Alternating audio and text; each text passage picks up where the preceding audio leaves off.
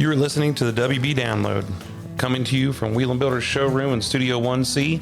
We are a podcast centered around building custom homes, the customer experience of building a custom home, and a really entertaining listen from many great guests and interviews that may or may not have anything to do with building.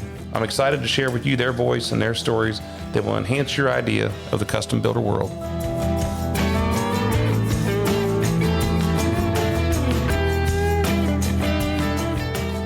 All right, well, hello again, everybody. I'm Jeff Whelan here with Wheel & Builders on the WB Download. Hey, today is December 10th, 2024, and we are just, man, I'll tell you what, yesterday was my 50th birthday. Big day. I didn't, when I was younger, I never thought I'd see this day, and then now that it's here, I'm like, man, you know, everybody talks about 40, and 40, I'm just looking forward to the party, and 50, I'm like, man, it's a big number. But hey, I don't really care about the numbers. I feel good. I'm excited about all the things I've got going on in my life and with my kids and stuff. So it's been big. We had a rager over the weekend at the farm. All sorts of different people that I have known forever and that I admire. And I'm just grateful that everybody was able to be there and have a good time with us and celebrate. So you know how it goes. If you want to have a big old party, you can do it. You can wait around for somebody to have a surprise, or you can just go ahead and have a party. And we just went ahead and had a party, and that's what we do around here. So anyway, let's talk about a couple things. One of the things, I think we talked about this a little bit before, but we toured a custom cabinet manufacturer a couple weeks ago down in between. It's down in Elizabethtown, Kentucky, in between Louisville and Lexington. And the name is Mauser Cabinetry, and they did a spectacular job on the tour with us. It was really cool to get to hang out with them and just see how their product is. And I was just, every time I get around a manufacturer like that, I'm just amazed at how many people they have and the operation that they go through. And it's just about the production and not necessarily, by the time, they have these people in place, but you think we're there and we're touring, we're watching how they're, mitering corners, and we're watching all these things, but man, I'm watching all these people, and it's just amazing. We're looking at these guys because we're always interested in learning more about our products. We're looking at different ways we can do things better for our customers, providing a better product and experience for our customers. And they're definitely an option for us. So, excited that we went down there with KBR, Pam Carr, that's here in Cincinnati or Southwest Ohio. Who we do a lot of work with, and we are grateful for her doing that. We also just wanted to take a minute to get out of the office with the team and run down there, hang out for the day, eat lunch together with Mauser and Pam. And of course, it's a 2.5 hour trip down there. It was a 4.5 hour trip on the way back due to the wonderful traffic that we suffer from in Southwest Ohio and Northern Kentucky. But it's just good to do that every once in a while. And so now we're looking for more ways to do that. And then, of course, we had Thanksgiving, and God loved Thanksgiving. And we just want to get this, the holidays. Everybody talks about the holidays, and so we got the family together. We hosted at the farm, and everybody came out. Nobody got into a fight. Nobody died. And I'm just pretty excited about that. But it was really good food. Shannon, my wife, did just an amazing job preparing all this stuff. People bring all kinds of things. But, one of the things that we do is my dad is hell-bent on going down to the turkey farm down in Harrison and getting a real turkey, like not a real turkey, but like a live turkey. And I shouldn't even say live turkey. It's dead, but it's a fresh turkey, I guess is what I should say, instead of just going to the grocery store and buying one, which comes with some different tricks and things you got to do to this bad boy to get her prepped. And one is you got to brine it overnight. And but two is it comes with the neck and inside the bird. So when you get it home, it's got a bag of stuff in there, and then it's got the neck in there, and it's got the liver in a bag inside of there. And my wife is a vegetarian, and so she is about ready to lose everything when she's going through this process, when she's getting in there. So I think Cody ended up having to help her get the stuff out of there. But just a lot of different prep and things that go into this fresh turkey. And when you realize that it's still got little pieces of feather sticking out of it, It makes for an interesting trip. But it was like a 28-pound bird. She what's that lady's name that she listens to or watches that does all the recipes? Bree Drummond. We stuffed the inside of it with onions and carrots and celery and garlic cloves and all kinds of things. And then, man, this thing was so good. I mean, it was so moist, and which is like the only time we're allowed to use that word is when we're talking about turkeys. And it was so moist and it was so good, and just everything turned out great. But that's a long way to go to talk about a turkey, but I'm telling you, that was just a different experience. So I'd love to hear your opinions on what you guys do around that, around turkeys, and whether it's fresh or not. We also had ham, and man, and then Raina and Cody and Raina and I mostly made 3 pies. We make a cherry pie, we make a apple pie, and we make 2 pumpkin pies. That's 4, but I meant 3 types. And then Shannon and Cody made a banana cream pie. And when years and years ago, I just thought, man, I'm just gonna kill the bad stigma about men, and I want to start cooking some stuff. So we started making pies, and I love it because, for one, they're really good, but for 2, it gives my daughter and I something to do together. And so we go and buy this crust, and we buy the filling, and we basically make these pies. And of course, that's really not me making anything. That's just us putting it in the oven. And the first question, I'm all proud of it. Take pictures. First question that somebody says is, did you make your own crust? And I'm like, well, why don't you just go to hell? This was really a lot of hard work, and I'm super proud of it. So then, of course, the next time we go to do this, we had to make our own crust, which is a whole big deal. That's the pie, I mean, everything else has kind of got a recipe to it, but the crust is like technique and all these different things you have to do to it. So we made those pies, and of course they go off with a big bang, because mostly everybody's stuffed full and they're dying for something sweet and doesn't care if it tastes bad or not, but it was really good. So that's our claim to fame is the pies, and of course chili. We make a really good chili. But Thanksgiving, and now we're moving on. Now we're moving on to Christmas, and this is my favorite time of the year. I wish it would stay late. I would stay light until 10 o'clock at night. I don't care if it's right now, it's like 17 degrees, but I wish it would just stay light until 10 o'clock at night. But, it gets dark around here. My happy day is December 21st, which is winter solstice.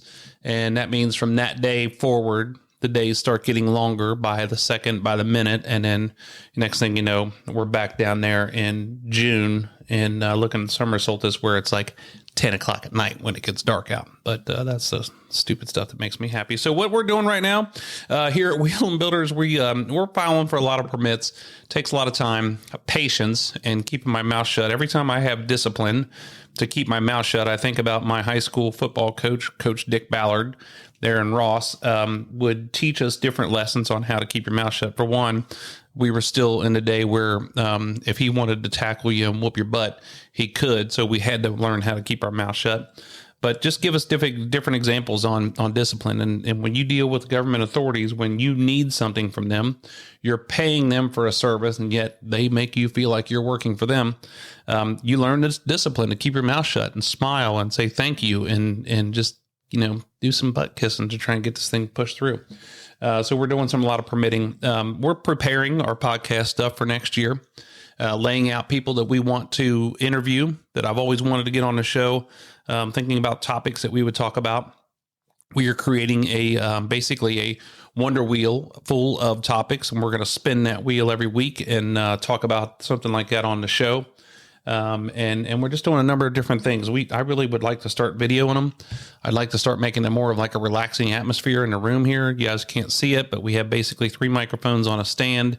You have to sit up close to them in a chair and talk, and then we all sit around our board and talk. I'd like to get it to where we have maybe like a tree, and the microphones all come over to the people sitting on a couch and something. And just got some different visions for what we can do to make it more of a better experience for our interviewees. So that's really what's happening. I mean, on the farm, things are cold. And so when it comes to wintertime, everybody gets fed, as opposed to the summertime. The only people that get fed are the show calves and maybe some of the young ones that we just weaned. everybody's on hay, and so it takes a long time to feed. It takes a lot of different clothing to go out there and do this stuff. But it's fun. We put some pad warmers in the rabbits' cages, trying to give them an opportunity to warm up. And then Lulu, the cat, my favoriteest cat ever, who we believe is an angel. She's got a bed that she sleeps in up in the hayloft, but we're trying to take care of these animals while it's cold out there. So that's what's happening in my world. And anyway, today I want to introduce you to our guest that we have coming on the show today, Housetrends magazine. The way I met these folks is they do I call it a plan book. They call it a show guide for Homerama. And so this is the magazine that you get when you come out to the show. And it's got all the plans in it. It's got all the trade partners in it. It's got a bunch of different ads in it. Of course, what Housetrends is known for is it's got some of the most spectacular pictures of some house, of something's landscaping, something to do around the house. And that's what this magazine is really, really cool for. And it's a big part of our world. And on both sides, for us to be able to get a picture in Housetrends is a big feather in our cap. But also for when somebody comes to us and wants to build a house and they've got a picture of them out of that magazine that says, I saw this and I love it. That's another really cool thing to do with Housetrends. So they are working on their 25th anniversary this year. And they just do a spectacular job. You'll hear the ladies talk about a couple of different photographers that we know that we deal with. But we've got Karen Bradner, who's the editor of the magazine, and we've got Florence Murphy, who is one of the publishers for the magazine. And you'll also hear us talk about Linda Bacher, who is a lady that we deal with quite a bit for Homerama, and just one of the champions of the magazine for Homerama. So they're part of this team. They don't just you talk to these ladies, and they don't just go to work and put together a magazine and kick it out. They've got a lot of heart and a lot of passion for what's going on. They take a lot of pride in what they're doing. They're focused, and this is just a good treat to have them here and talk about Housetrends magazine. So without further ado, I want to introduce Karen Bradner and Florence Murphy here on WB Download.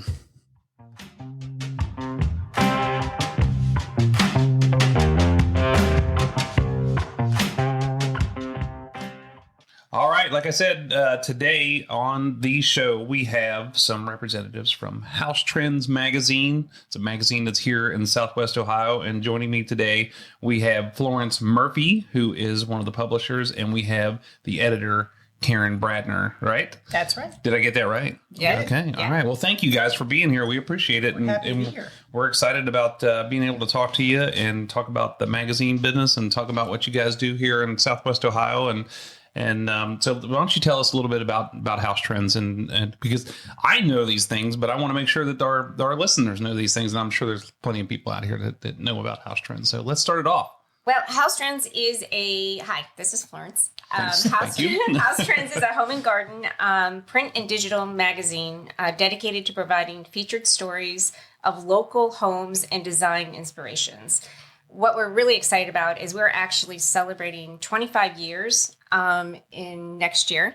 And we started Dayton, Ohio in 2000. Is that like it's a huge milestone, but is that something that's big in the magazine business or in the newspaper business where you last that long?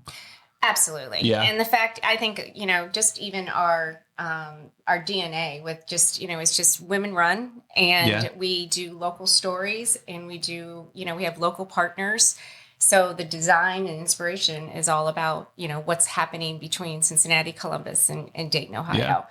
My business is women ran also. I own it, but the women around here, they run as bad boys. That's life. I don't think I can go around selling it, though. It doesn't work that way. So when you said that, you said it's a print and digital. What was it like in that era where you had to realize, hey, man, we need to start doing things digitally? I talked to some people from the Enquirer, I remember years ago, and we kind of talked about that. But give me your experience of what was that like to say, oh, man, we need to, is print ever going to run out?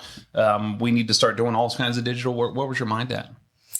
Oh, that's such a good question. We are true and we've been so print for so long, and we did, especially during like right before the pandemic, or right before that, we really felt like, okay, now we have to make the transition to be digital, because a lot of magazines were going that way, like you mentioned, the Inquirer, the newspapers, and we definitely tried. But we kept always our base print magazine, and then just did the digital magazine on our website.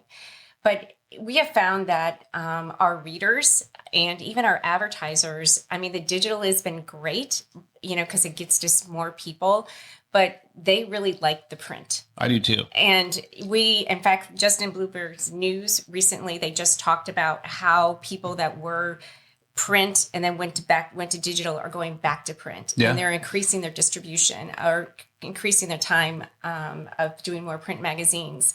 And it's really, I don't think it's for all magazines, but it's definitely for the market that we're reaching. Yeah. Because we find that it's the affluent audience, our readers, they want to touch and feel something tangible.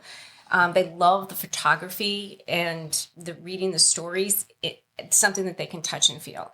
And so we have never, I mean, that's always, I feel, going to be always our base. And then always have the supplement for the digital. But we won't go all digital. Yeah. And so, so we definitely like what we're doing. And we're going to just continue. That's good. Yep. That's good. I think I love. My wife hates it because I leave magazines sitting on the counter where she wants to just put them away, and then I don't see them anymore. That's the downside for you guys. But I think that's probably maybe a sign of our age group, is where we, I'm used to that. Mm-hmm. Always was looking at, like, for our cattle sales, because I'm a farmer too, and we are cattle sales, and for Home Rama and for different plan books and different things like that. We were always looking at paper copies and twisting through them, and instead of looking online. And I don't feel the same way. I think the younger generation probably is like, no, kill all the trees. Right. Well, and on that note, which I find interesting, which people forget, but there's as much digital waste as there is print, if not more so. Nobody talks about that. Nobody talks about how much energy is going toward all the digital. Yeah. But whereas, and I understand about that on how people feel about print, but it just seems like our audience and our partners. And plus, the other thing that I liked, that I read recently, is that their message is not distorted. And sometimes in digital, your message gets distorted. Sure. It gets commented on. It gets put with other things that might not be who they want to be put with. So when we're in the magazine, it's just them. Man, that's a good point. And and I think the other thing with our magazine, for 25 years, we've only been home and garden. That's it. Yeah. We have not put in lifestyle. And that's a rarity, because you're all, it costs money to do what we're doing, and you're looking for dollars everywhere. But for us, it's like we just stay true to the home and garden magazine. That's great. Reader. Yeah. That's great. Good point.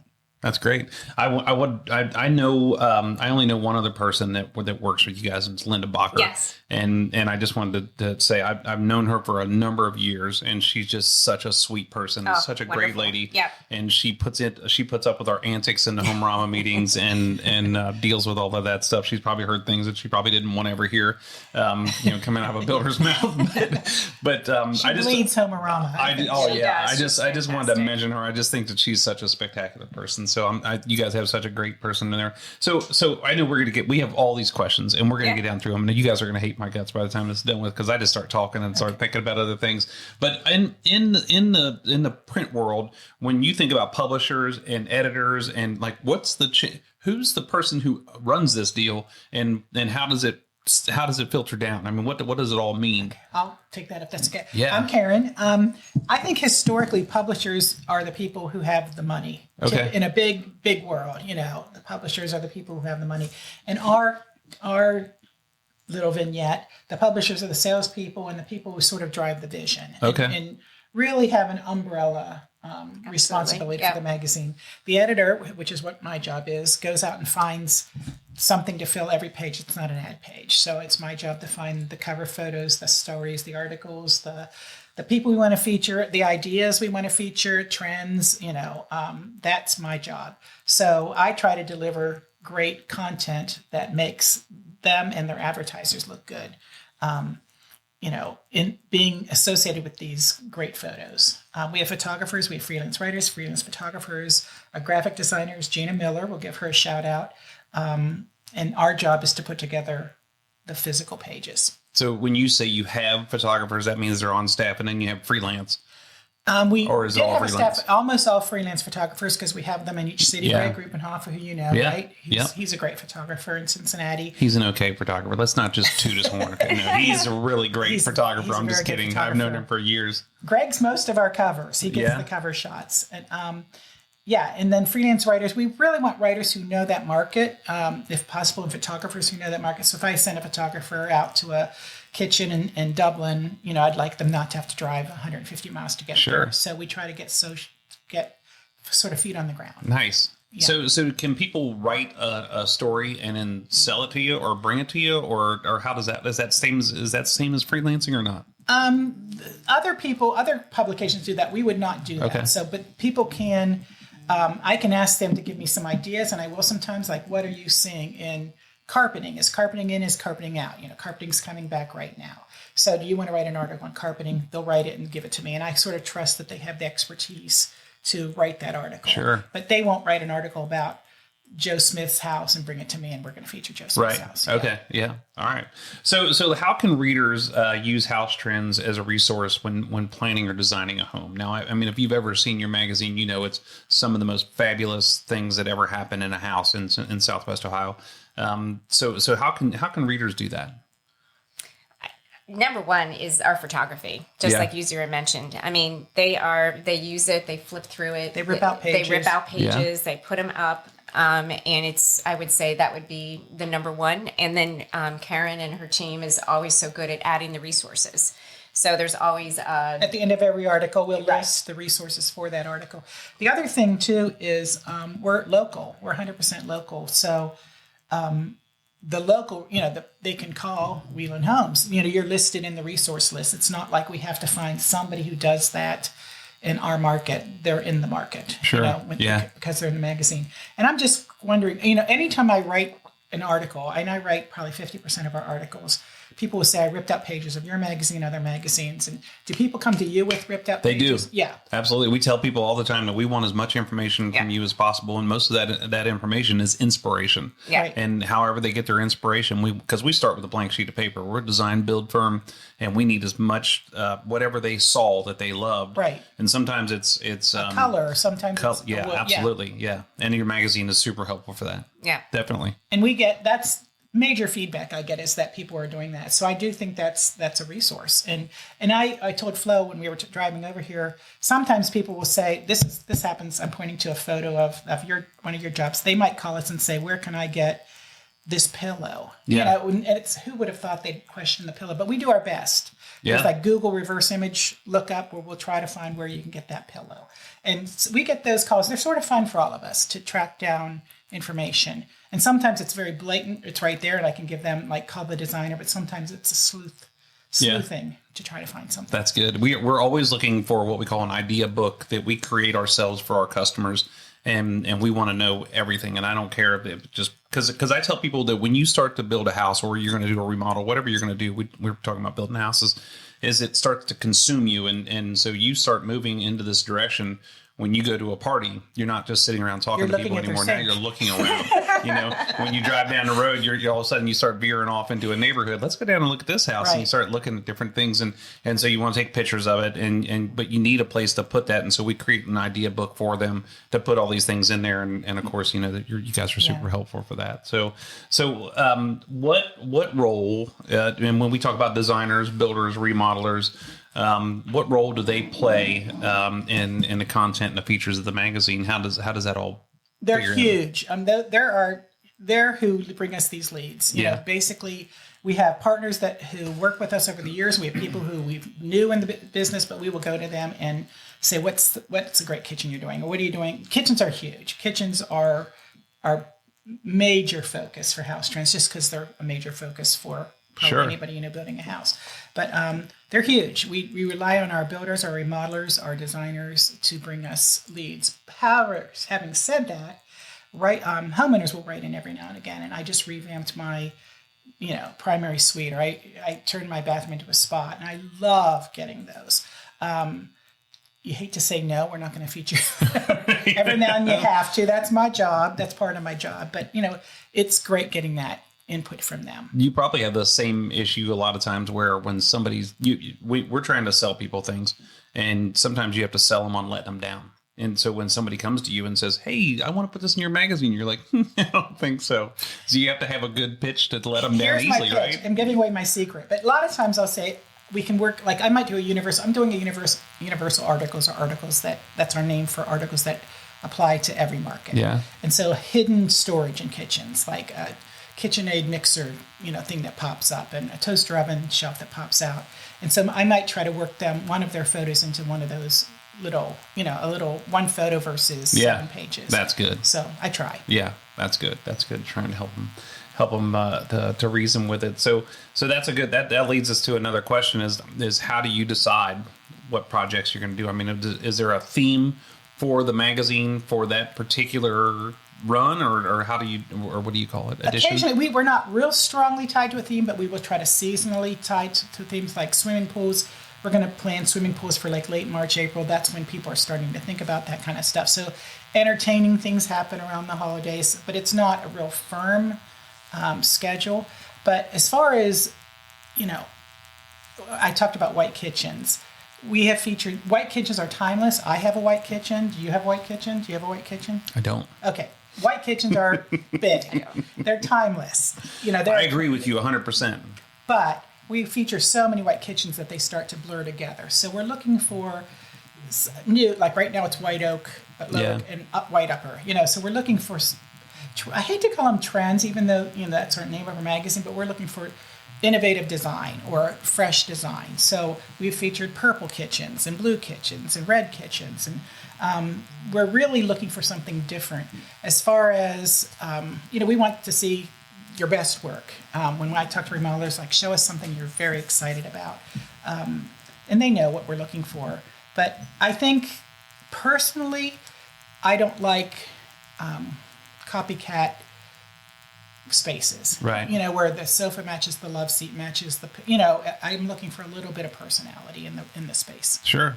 Well, I mean, I think everybody's different in that aspect of it, and Homerama is always a true telltale sign to that, because somebody will walk through the house and go, "Oh my gosh, this is what we built this house for somebody. We didn't build it for you. We built it specifically for somebody, and this was their taste. This is what they wanted to do." And you get to listen to people's comments. So everybody has a different trend or style or whatever they're used to. But so how many? Let me back up a little bit. How many magazines do you? How many? What do you call it? Do you call it an edition? Issue. How many issues do you run a year? So we have 6 editions each year, plus Homerama. Yeah. But we have those editions all are in 6 editions in Columbus, 6 editions in Dayton, 6 editions in Cincinnati. And is it all the same magazine, or is it specifically like? So if you have a picture of one of my houses here in Cincinnati, is it the same in the magazines in Columbus and Dayton as well? Some are the same, like the core stories are the same. Yeah. But then there's customization in each market. So our Dayton publisher, Evelyn Yaus, she really focuses on the Dayton and what's happening up in that market. And then our Columbus market, we all 3 work in that market. And then obviously Linda and I are here in Cincinnati. Good. And so that's how we do it. But so if it's a local partner, they definitely they're not in Columbus or Dayton, but the major stories are. Good. And then we also have what's called Inspired Ideas, which Gina puts together, which is fantastic, but it's great for the local business here because we'll just feature their unique retail part. Rug, lighting is a big deal. So that's how we work it out there. So that's got to take some time and some thought. Of course, everything that we do, you got to think months and months and months in advance when you're operating a business like this. So when you think about the inspiration for an idea for your magazine, I mean, you have to be like, oh, I could do that in December, or I could do that next year in the spring or something. So you have to file all that stuff away. That's got to be kind of fun. I was telling Karen on the way here, and I just remember it's like we honestly, I feel, have the best job ever. I mean, we have a great team with just me and Linda and Evelyn and Heather. We did mention Heather; she works on all our accounting, and Gina, our creative designer, and obviously Karen. But I mean, everybody we talk to is happy. I mean, you know, and our readers are happy and our partners are happy because we're talking about just beautiful things every single time we put something together. That's great. Okay, I'm happy, but She is happy. Say you're happy. I am happy, but there's a challenge. So just like in real estate, we don't want to feature snow out the window in May. Right, You know, absolutely. And there's timing involved. So landscapers are my biggest challenge because I want them to give me, first of all, I want them to give me projects that have plant growth for 2 years. I don't want Sure. these little Right. baby bushes, you know. Right. So they want to give me what they finished yesterday, and the sod stripes are still there. And we want to feature. We need to photograph them in May or June of the prior year. And everybody wants me to feature it right away, but it's that's like right. it has to wait. You know, the homeowners are ready to go, but like we're holding that for a year.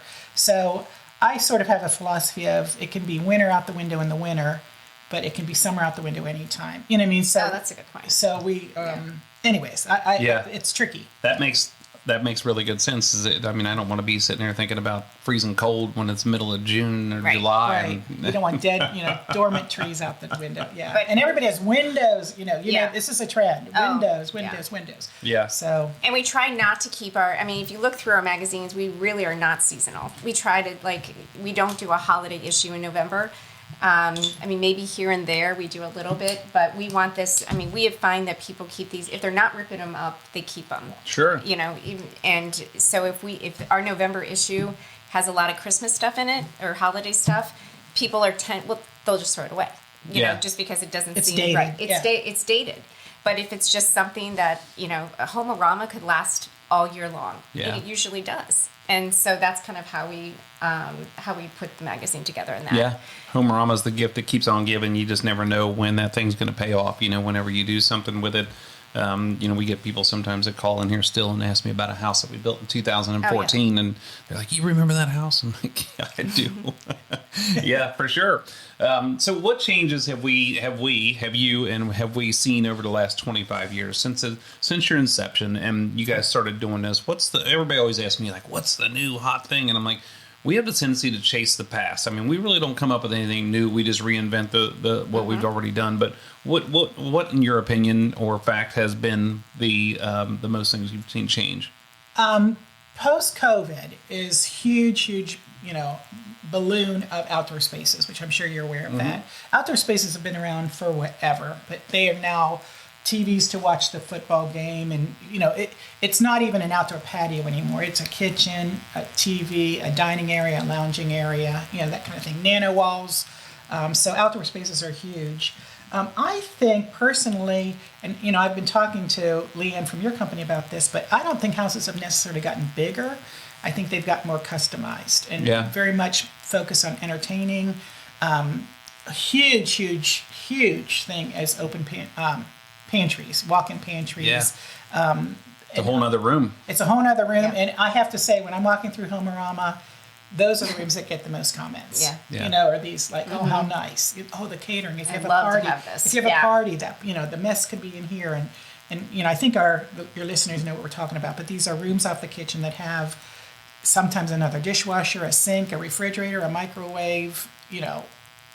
Anything anybody wants in this room. Yeah, it used to be storage, and now it's function. Now it's big. Yeah, and you might have another room for storage for your dry goods or something. But walk-in pantries are huge.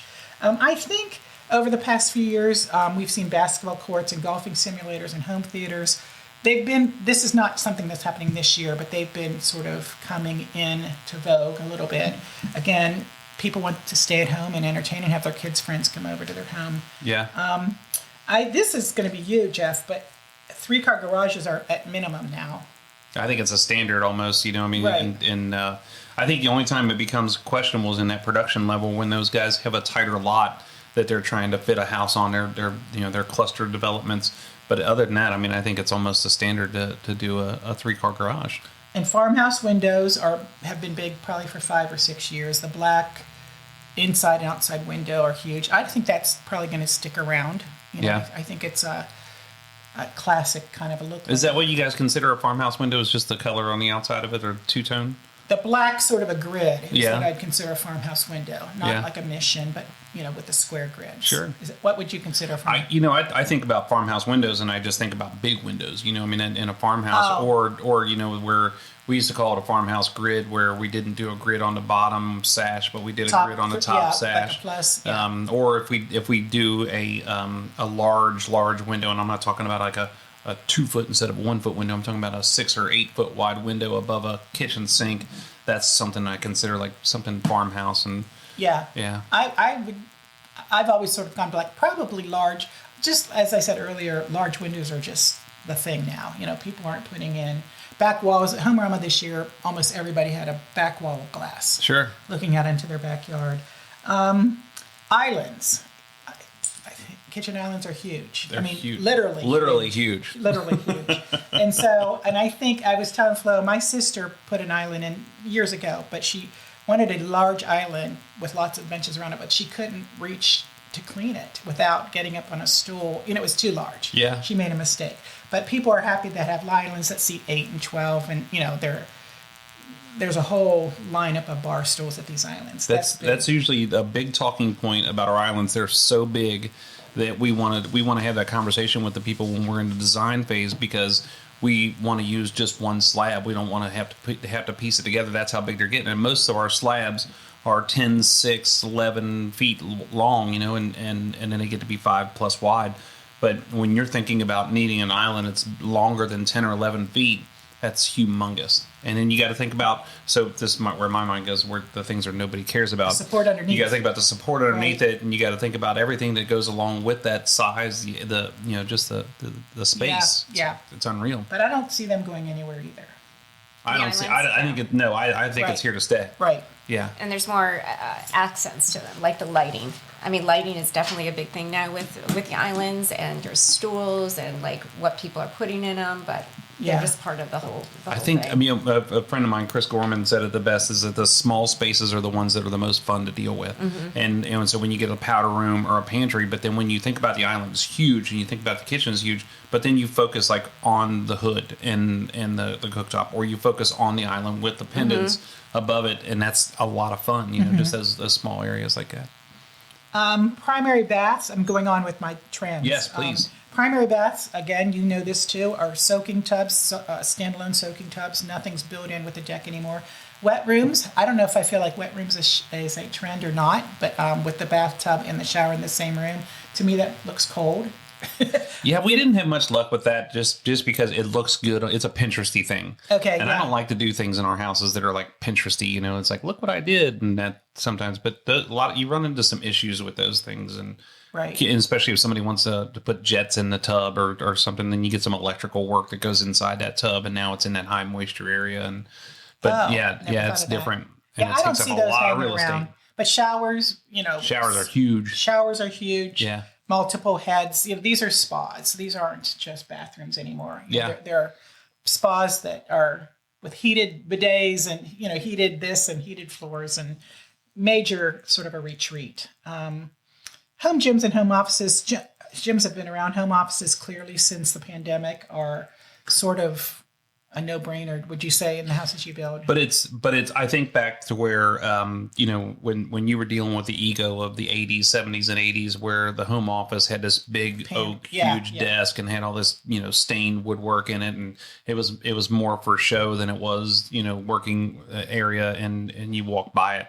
And now the home offices are for working, like they're there to work, and to the point where people are like, I don't know if I want to put glass doors on there because it's going to be a mess. Not necessarily a mess, but it's not going to be pretty and picture like, But yeah, I mean, at the home office, sometimes there's two. Absolutely, most of the time there's two. Right. Yeah. How are people when they go through what's your perspective on when people are going through a Homearama home? Are they feel like they're like when they go through your home? Do they feel like they can live there?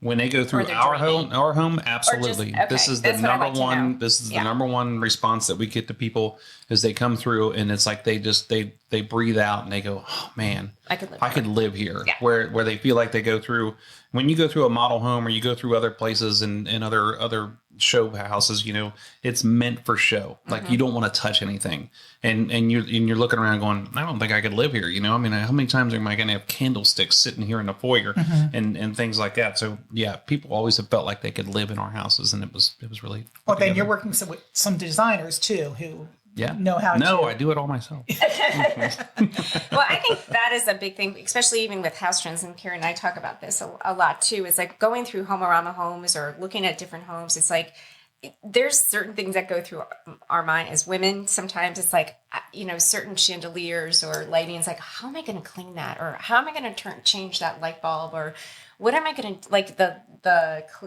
showers you were talking about? Right. I'm like, oh my God, that's going to take the me forever glass shower to panels clean. that you have to squeegee. Yeah. So I think Yeah. that's a great asset that you have is like when you do go through your home, it's like, I could live here. Yeah. This I can see my family here. I can see entertainment here. So I think that's Absolutely. awesome. I have the same thing when I go through other people's houses. I'm like, what in the world? I wonder if they do that when they come to our house. Probably not. We do everything right. The other thing, pet areas. It's just a huge common thing. Pet showers, pet sleeping stations. Pets are huge. Pets are huge. Anything you can do with a pet and just as a small animal veterinarian, whatever you want to do, people will do whatever they can to take care of these things, act like they're their kids. They'll go to great lengths to make sure that they stay alive. It's just, but yeah, those pet showers and all those things. And just when you get into the mud room, if the dog is going to stay in a cage or something like that, we're building the cage into the room and tucked in underneath something. Kids' rooms, I think, are getting a little more attention than they used to. How do you feel about that? There teenager rooms with, we're seeing a lot, and this is probably for the empty nesters who are building these huge houses, but sort of like cabin bunk rooms with, I've seen those. walls of beds where their cousins can all sleep in the same room. Yeah. We're seeing a lot of that. They're spending more money building things into those rooms, where it's not just for, like you said before, we're going to take pictures of the kitchens because that's what people want to see, but because bedrooms are boring. And I think now it's becoming more creative where we're doing reading nooks and benches, window benches, and in my kids' rooms we have full single beds laid up in their window seat up there, so that when their friends stay over, they can sit when they can also curl up there and read books and hang out. So how old are your kids? 13 and 10. Oh, okay. But I think that I thought that we went through a phase there for a little while, especially when you go to the iPad, laptop, internet phase, where people were like, you can sleep in your room, but we want you out here. We don't want you, looking at, we don't want you entertaining. Like when we were kids, we didn't want girls in our room or anything like that. The door shut, Yeah, the door's not shut. Now you can't take your computer in your room. So we built lofts and where the kids were going to be out in the open and entertaining and doing their games. Now it seems like we're kind of coming back into the bedroom. People are probably making rules for whatever their personal devices are, but they're going back into the bedrooms and making them really nice. And, the house I grew up in is we had, and I'm sure you're going to get to this, but we had one bathroom out in the hallway for 3 kids. And now everybody's got their own bathroom. Yeah. And we had 9 people and we had one bathroom. Wow. One was always not working, Well, I think that's what your point is, and I also think that gives the longevity of Housetrends is we grow as your family changes. Yeah. And I think that's why people continue to look for it, both print and digital. So your kids, are they girls or boys or? Boy and a girl. Boy and a girl. Yeah. Fantastic. So where they are today wasn't where you guys were 10 years ago. Right? When they were babies, the house was designed differently and, same house, but different. Well, where they're going to be in 5 years from now, because they grow fast, or when they become empty nesters, it's going to change again. Absolutely. So that's what, again, it's like they find that new magazine, come in and like, oh yeah, this is how we're going to change our house. So I think that's, it helps your business and obviously helps ours too. Always have to adjust. And on that same sort of thought, multi-generational homes are a big deal now. Yep. Where grandparents and 3 generations can live in this house together. Sometimes a wing is sort of dedicated to grandma and grandpa. Sometimes, a lower level with a kitchen. Are you building a lot of those? We in the lower level we haven't built a lot of when 2018, if you remember in Highlands at Heritage Hill, Mike was building a lot of those multi-generational houses and I thought that whole thing would kind of come and go because I figured somebody would end up wanting to kill somebody sooner or later. But truthfully, I mean, on our Homeorama house this year, we're getting ready to start an in-law suite on the back of there, which of course, according to zoning, we have to connect it somehow or another to the house. But it's because they people want to take care of their parents or whatever they have. They want to kind of keep them there. And with the way the things go, you have to make sure that you're protecting your parents' assets long before they get sick. Right. So if you don't ever know when that's going to be. And I think it's 5 years. You can't get sick and then they start to die and then you have to move all their money out of the way. And I know this is a horrible subject to start talking about. No, I'm going through this with my mother. But it's the truth. So they want to try and get somehow or another, bring them in, get them to move in to protect all their assets. And I think that's probably another reason for that. I know we're going deeper than what we thought, but I haven't seen that trend a whole lot. But in the basement, absolutely. We're finishing it to where if you wanted to live down there, absolutely you could. So are you designing with universal design? Do you have wide openings or is that sort of a standard for you? Or that's kind of a standard, yeah. Okay. Yeah. So wheelchairs can get through. And, yeah. Okay. Yeah. So that's I'm not sure universal place. design was even a word. 25. I could be way wrong. But it's also the houses are so opened up that you're only when you say you need a doorway that fits a wheelchair, you only need maybe 3 up to bedrooms. Yeah, and curbless showers. Curbless showers. Like Yeah. Kitchens. I've already talked about that. I think they're the focus of the home when you're getting ready to buy a home, when you're getting ready to sell a home, when you're getting ready to build a home. I think, like you said, the kitchen's probably everybody's. When you get photos ripped out of magazines, I would say most of them are probably kitchens. Would you say? Yeah. So absolutely. Kitchens are big. Lighting. Lighting, I think, has exploded and become an incredibly important feature in a home. You can take a pretty ordinary looking dining room and have a statement chandelier in that dining room and it becomes a statement dining room. And I think lighting, I think people have a hard time with lighting and don't quite understand the scale of it or the importance of it and sort of get scared and wimp out a little bit. I do, it's just it's a frightening thing. I like your style. Man, I like it. So I think if you can get a lighting expert to help you out or a designer or a builder, somebody who knows what they're doing and talk you into this incredible light. But, you walk through your home, I don't know that there's not a statement light in every room in your house. Sure. You know what I mean? Yeah. We just had Lisa Abraham on here from Lighting FX last week. And she was talking about, and I hope she doesn't get mad at me for using this, but she thinks that the ceiling is considered the fifth wall because when you talk about lighting and people don't ever take that into consideration. And the other thing we talk about a lot is that architects or just builders or whoever designers in general say you will feel comfortable in a room and you don't know why. And it could be the paint color, it could be the floor, it could be the people, whatever the ceiling height, but it's the lighting is something that changes all of that. Not just the look of the fixture, but the lighting that it kicks off. I mean, those are all important things. We built our house 30 years ago, and we have recessed lights everywhere. And we just thought they'd be easy to clean. The whole thing. It was practical. The rooms were well lighted up, and I wish I had 2 pendants over my island. I don't. So I think lighting has exploded. Absolutely, and it's worth paying attention to. We even did an article, which again, not just on design, but just even how to pick the right light bulb. Because they have changed so dramatically over the years. You want to see me scratching my head as standing over at Lowe's trying to figure out which light bulb I'm going to buy because I have no idea which ones I have and which ones I need to match. And I mean, oh my gosh, I know. What happened? You have to have a Kelvin number in your head before you go. And they can, a blue, which is too hot of a light, or I think, I don't know, I'm going to mess that up, but really puts a pallor in the room, just makes it look sort of dull, and I remember I worked with an interior designer and he was like, he worked with a restaurant and people weren't coming, they took photos of their food. And nobody was coming to the restaurant. Well, he changed all their lights because their steaks were looking blue. There was a purpley blue tint to the food when they were there and changed it to the warmer lights and it changed the look of the food. And it's important. That's for sure. Lighting's important. That's for sure. Artwork, dark walls. We saw a lot of this at Homeorama this year. Vibrant punch, add personality with wallpaper, with artwork, those are memorable rooms. Yeah. Do you have a huge appreciation for art? Or do you think do you?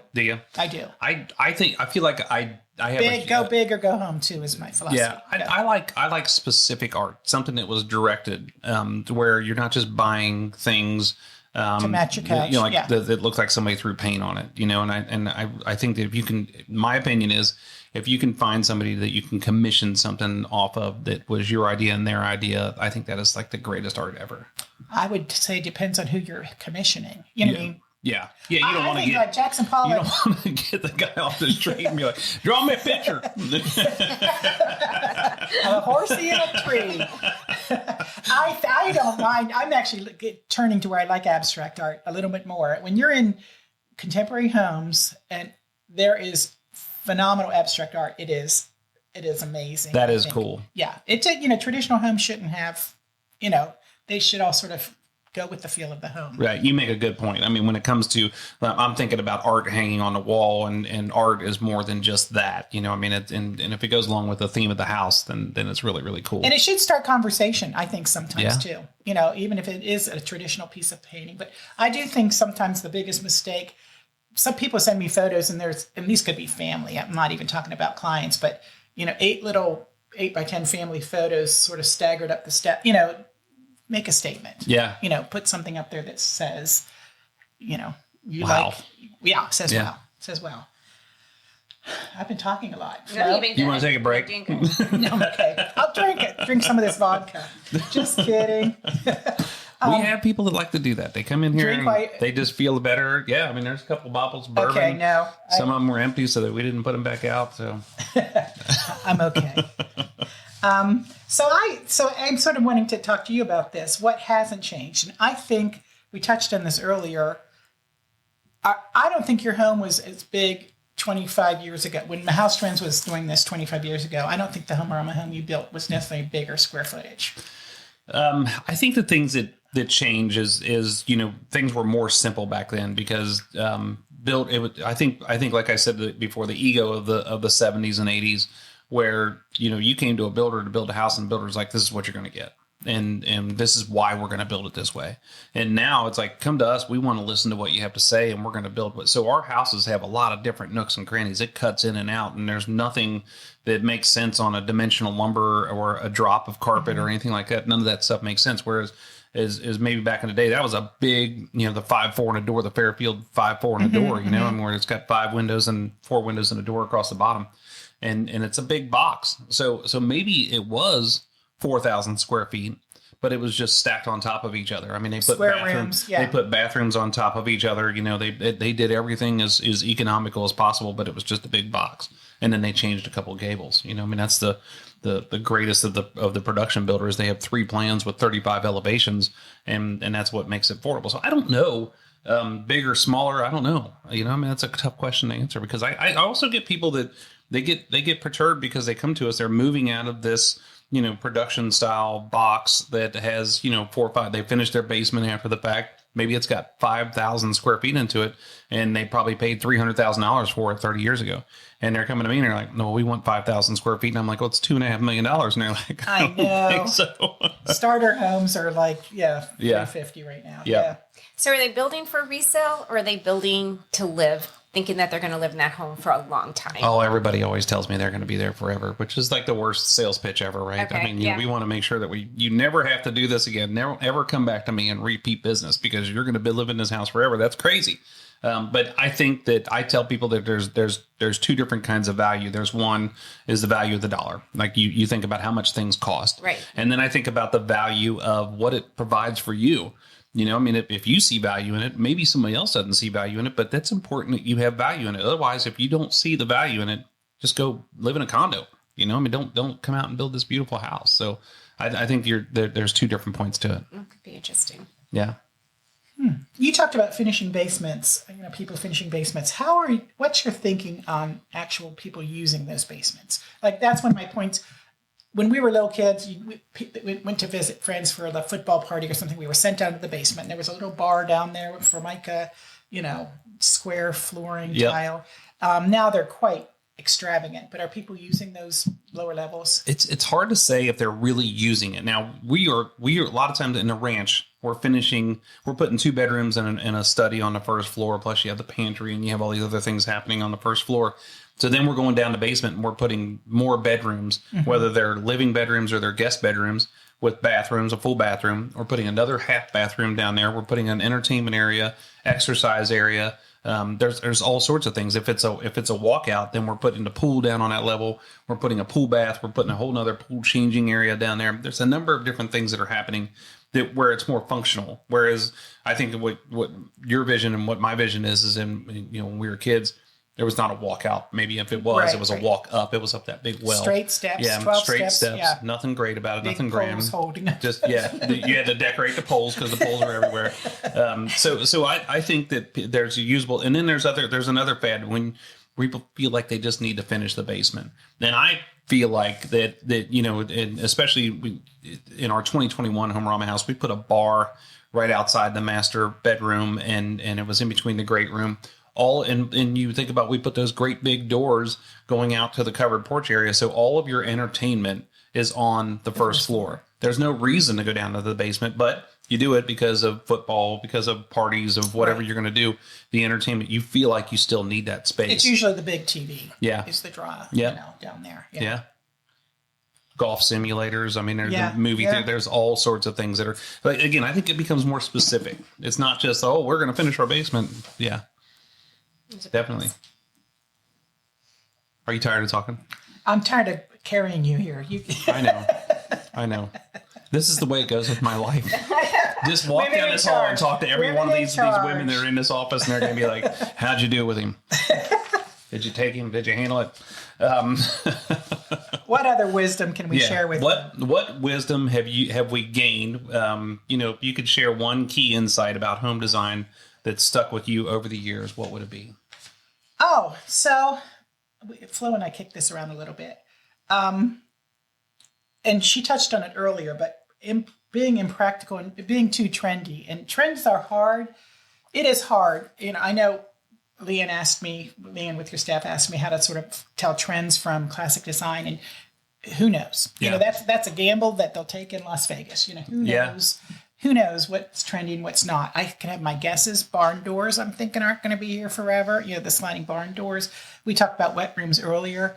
But I think things that go long-term are practical. And I think probably the working pantry, is a practical thing that's going to stick around. Right. For luxury homes, not everybody's going to have a working pantry. But what else? What are you thinking? I don't know. I think a lot of times people take that luxury idea and they bring it down to reality of what they can do with it, you have a pantry. Are you going to walk in there with a sink and dishwasher? No, but if you have a pantry, are you going to maybe put some cabinetry in there and make it more like where you put all your small appliances? I think people can, they can relate to it on a smaller scale or a different scale. Yeah. Absolutely. I think you're right. Yeah, I would agree. I think that so many things are trendy. I always tell people, let's look at the facts. I mean, every house has bedrooms. They have a kitchen. They have bathrooms. They usually have a great room of something. How do we function? How do we put those things into place? And then how do we design each one of those areas? One of the things I always think of is when you're thinking about fads or trends or something, who was the first cat that ever came up with something like that? Who was the one that was like, I think I'll do this. Let's see how it turns out. And then where does it go from there? How did we used to do it before the internet? Before Pinterest, before House, before the magazine. Right. I mean, we looked at Housetrends magazine and saw it come out of there.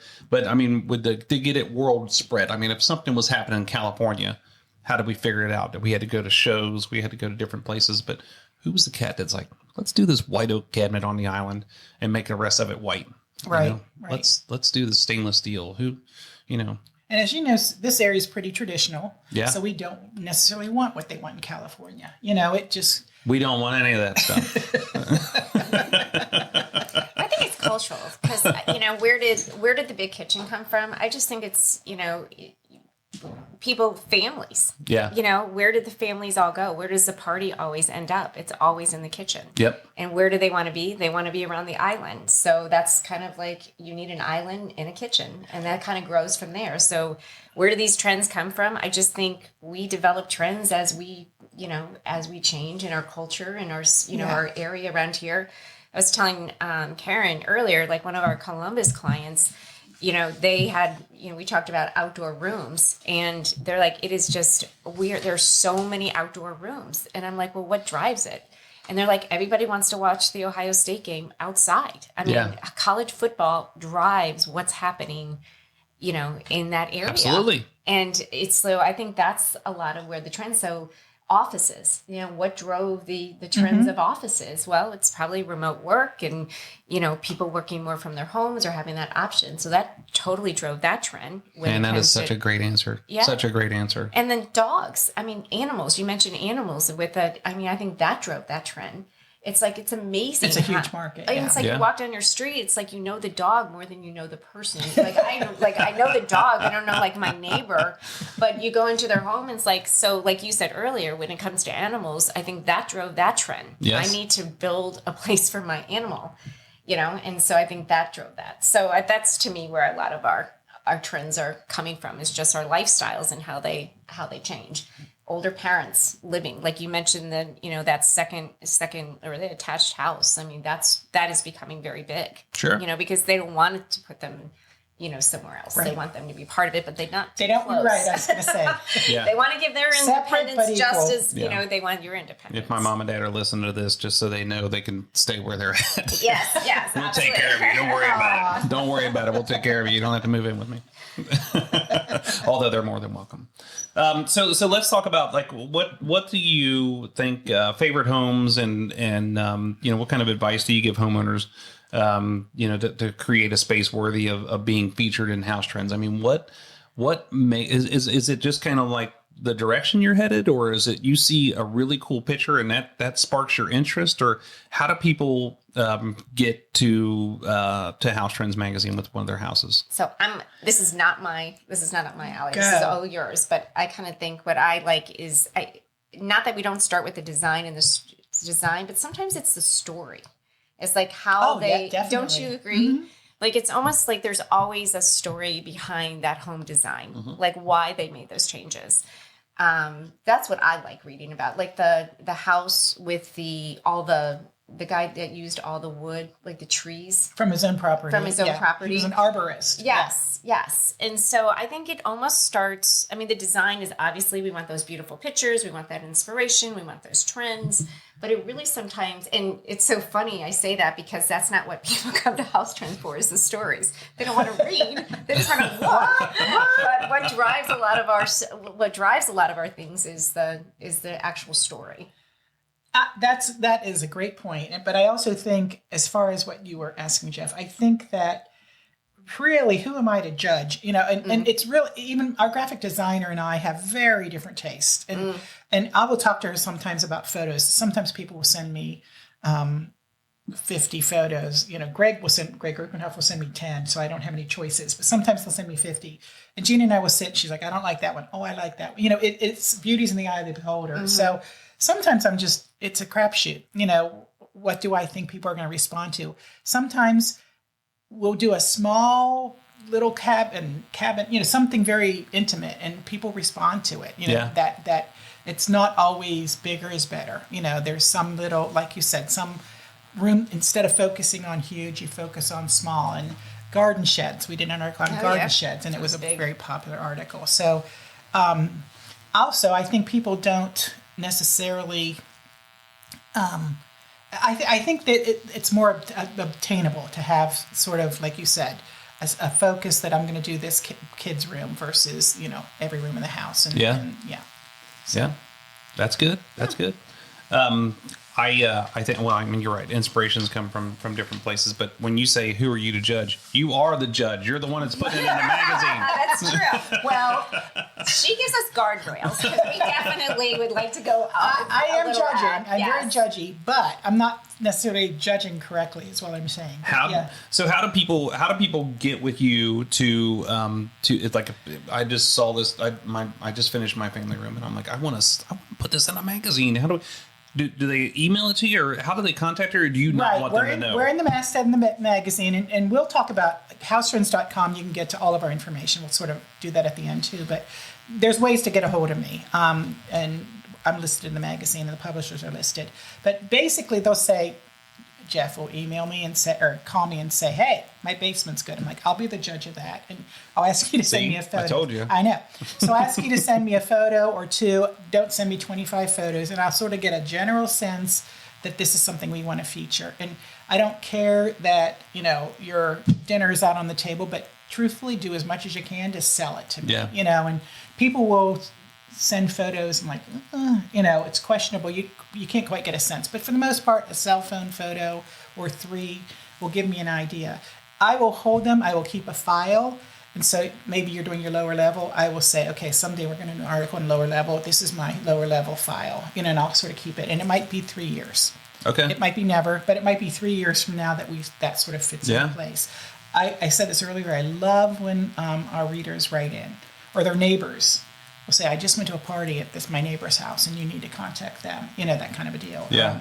Those are great features. And sometimes they're unexpected, like the house that we did in Blue Ash, that little pool, little teeny house, like in one of those side streets at Blue Ash, where they're knocking down a lot of lots. This wasn't a knockdown. This was the original house. Oh, nice. And you look at it and it's just a small house, and we're like, we're not really sure. We're used to these gigantic, beautiful homes, and we walked in, and it was like, wow. Yeah. It was amazing. Every room was unique. The backyard, the pool, it was absolutely gorgeous. And this goes to photo shoots, which is something sort of advice I think I can give, but I don't want, I said this earlier with the landscaping, I don't want bushes that were just planted yesterday and they're 2 inches tall. You're not selling yourself as a landscaper.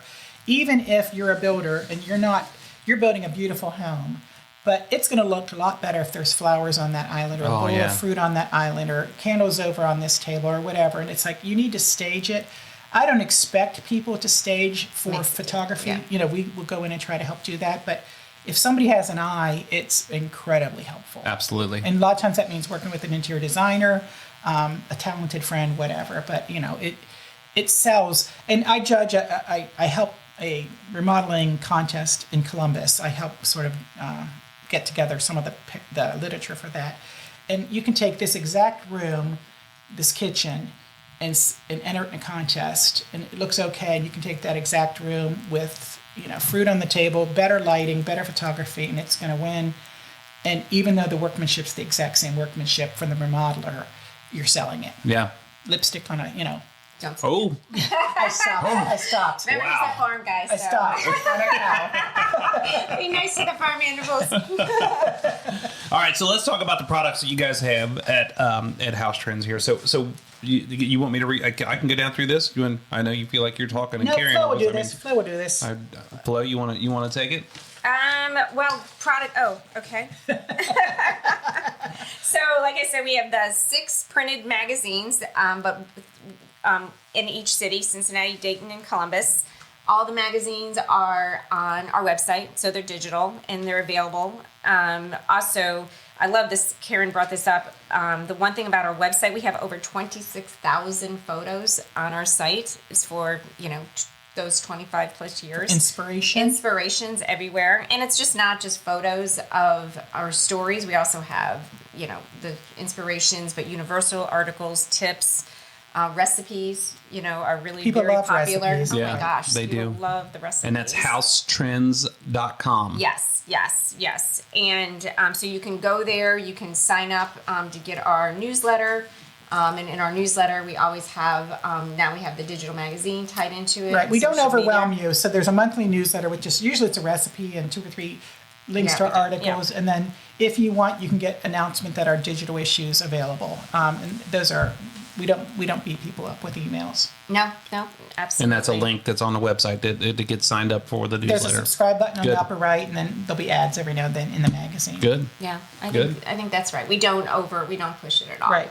Yeah, We won't there. bug you. Yeah. Other products that we have, obviously, we are so blessed to actually get the opportunity to continue doing the Homeorama show.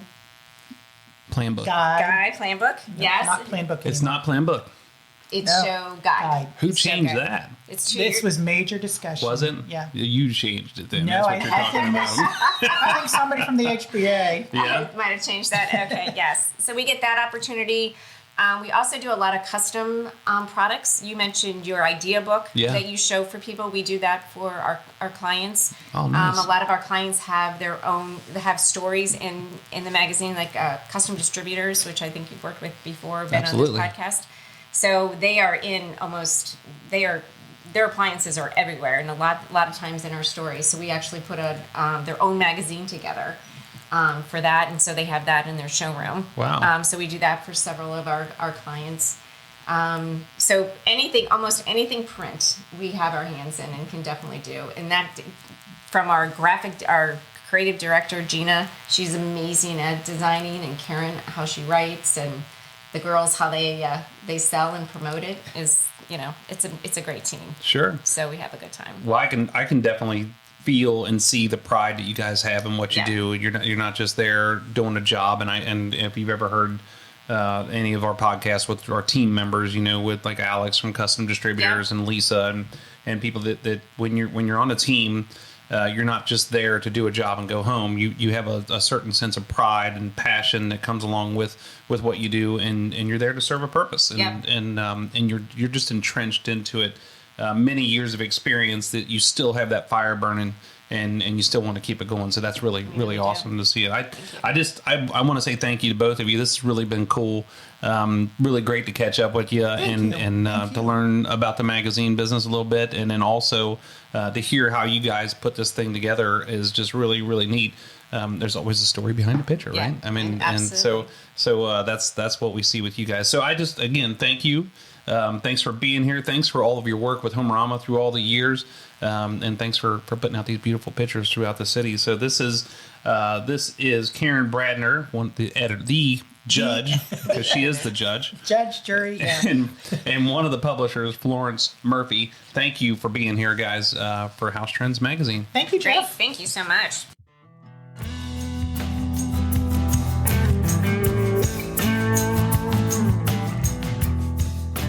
All right, everybody. Well, that was a great interview, and I say this every time. This is going on for 2 years now. I get done interviewing these folks. Never met either one of these people in my life. I think I have met Karen before, maybe once in passing, but you get to know more about them. But then when I'm sitting across the table from them here, I get to see the passion that they have and the fire that's burning in them to keep this thing going and to make it awesome as it already is. And just their vision for how they put this thing together. And literally, when you're talking about a magazine, it's about a vision and how this thing comes together. So I just want to say thanks again to them for taking time out of their day to come in here and meet with us and do this podcast. And just, thanks for sharing their story with us. And no pun intended, they're in a magazine, they're sharing a story. When you get a chance, please go to Housetrends.com, Housetrends.com, and check it out. One of the things I wanted to ask them, and I didn't because we were running out of time, but when I have a great idea for a greeting card, I can go to Hallmark.com and they can tell me, Jeff, we do not want to hear from you. We don't want to know your story, and we do not need any help putting cards together, so move on. When you go to Housetrends.com and you have pictures that you want to get in the magazine, you have a story that you want to tell to get in the magazine, they have a link that you can sign up for. You can send pictures to. You can communicate with these guys, and they will go back and forth with you and say, hey, here's what to expect. Thank you so much for sharing your pictures and your story. And by the way, you can sign up for their newsletter. You can sign up for the magazine. You can do a number of different things. They are friendly and they want to get you involved. They need you like we need them. We need this information. But anyway, I just, again, say thank you. Housetrends magazine, they do a great job. And they've been doing wonderful things for 25 years. Thanks for being here. Hey, thank you to the audience for tuning in and listening to this episode. Hopefully you guys got a lot out of it, and hopefully you'll be checking out Housetrends for many, many weeks to come, many years to come.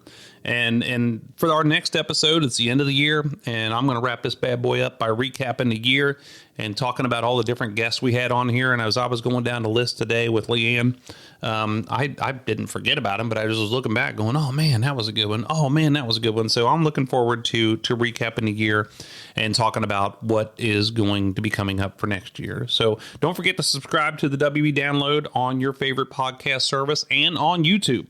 Check us out on YouTube. That's a big deal. Like I say every week, man, we're really excited about the results we're getting from YouTube. Check us out, WB Download on YouTube. Don't forget our episodes come out on the second and fourth Tuesdays of every month. And if you want to be part of the conversation, check us out here. Send me a note, wbdownload@wielandbuilders.com, wbdownload@wielandbuilders.com. And for more behind the scenes podcast and behind the scenes at Wieland Builders, check us out at wielandbuilders.com, wielandbuilders.com. And we're gonna be having a good time next year. Thank you everybody for listening, and tune in next time here on the WB Download.